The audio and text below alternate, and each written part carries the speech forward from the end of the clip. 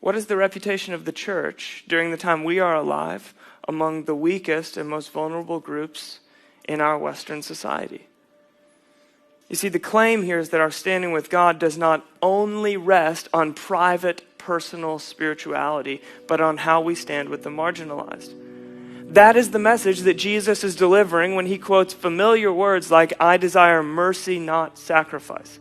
Now, sacrifice in Hosea's context was referring to the strict observance of a religious ritual. And these priests that Jesus was talking to when he repurposed that statement were devout. Sabbath. We invented that. You're welcome, overworked Americans. Prayer? Absolutely. 3 times a day on the hour. I never miss it. Scripture? No, I don't read it. I recite it from memory. So they were what we might call spiritually formed. The trouble is that their spiritual formation was not spilling the banks of their lives to others. When we devote ourselves to personal righteousness without equally devoting ourselves to outward mercy, it's not the way of Jesus that we're practicing. It ends up being something more like spiritual wellness.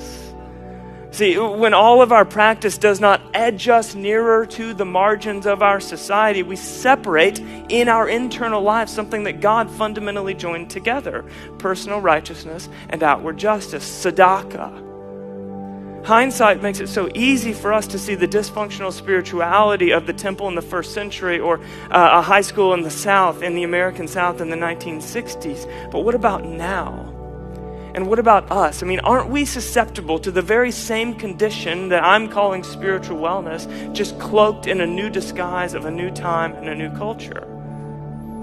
I think spiritual wellness in a place like Portland might sound something like this.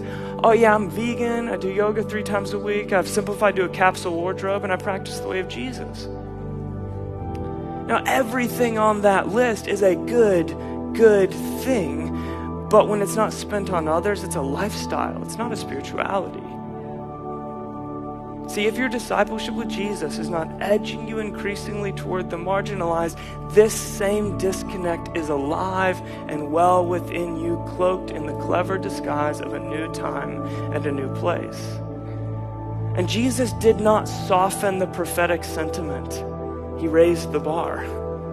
In the Old Testament, 1 out of every 10 verses is about how we actively care for the poor among us. In the Gospel of Luke, that goes up to 1 out of every 6. The prophets made the claim that God stands with the poor. Jesus says that God is in the poor, that how you treat the poor is how you treat God, according to Matthew chapter 25. So mercy is not just an optional expression of worship for certain Christians who have a particular bend towards social justice.